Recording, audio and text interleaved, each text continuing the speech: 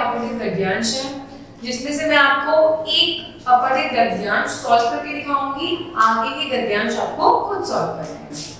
अपठित गद्यांश किसे कहते हैं बेटा? जो पहले ना पढ़ा हो।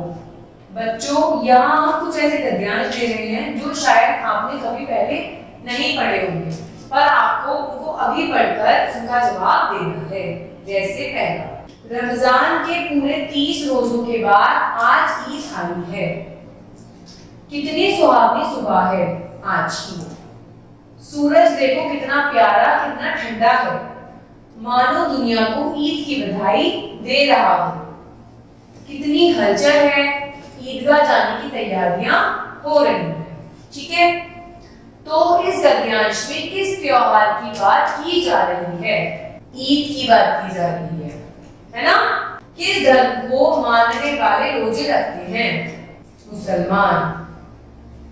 सूरज तो गर्मी देता है, परंतु सूरज को उस दिन ठंडा कहा गया है, क्योंकि त्योहार की खुशी में सूरज की गर्मी महसूस नहीं हो रही थी।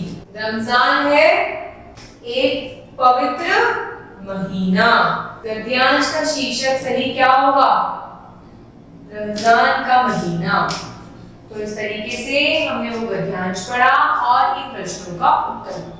नेक्स्ट है, अब मैं आपके गद्यांश पढ़कर आपको बताऊंगी, आपको इनके आंसर खुद देखिए। गांधी जी को हम केवल इसलिए ही याद नहीं करते कि उन्होंने स्वतंत्रता संग्राम में हमें विजय दिलवाई, बल्कि इसलिए भी याद करते हैं कि उन्होंने लोगों की भलाई के लिए बहुत बड़े बड़े काम किए। उन्हीं की कोशिश से छुआछूत समाप्त हुई। स्त्रियां घर से बाहर निकलकर देश के बड़े बड़े काम करने लगी। ग्रामवासियों ने अपने पैरों पर खड़ा होना सीखा। हमारे देश में सब धर्मों को आदर मिला।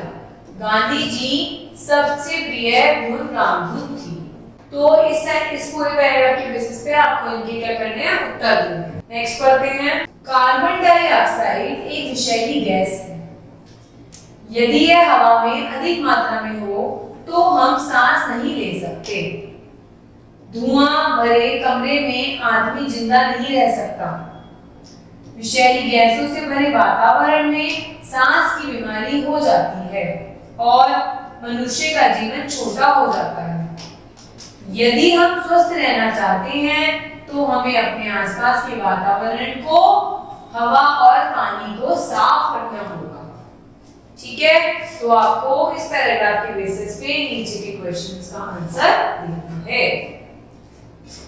फोर्थ, यदि हमें वृक्ष काटते हैं तो उसकी जगह 4 वृक्ष और लगाने चाहिए और उसकी रक्षा करनी चाहिए।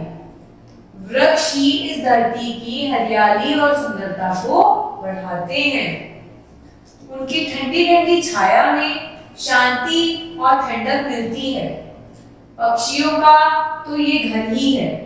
पेड़ की जड़ें अपने आसपास की मिट्टी को जकड़े रखती हैं, जिससे तेज वर्षा में मिट्टी नहीं बहती। तो इसलिए पेड़ बहुत जरूरी होते हैं। फिफ्थ पैराग्राफ है बेटा, सेवा करने में अलग ही सुख है।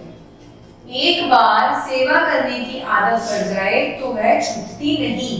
बिना किसी लालच के दूसरों की सेवा करने वाली अच्छाई का मुकाबला नहीं होता। सूरज बिना बदले की इच्छा रखे सबको धूप और रोशनी देता है और चांद ठंडक पहुंचाता है। धरती अन्न देती है, पानी जीवन देता है, हवा प्राण देती है। इनकी बराबरी कोई नहीं कर सकता, है ना? तो हमें निस्वार्थ मन से सेवा करनी चाहिए और हमें क्या करना है? इन सब क्वेश्चंस के आंसर देने हैं।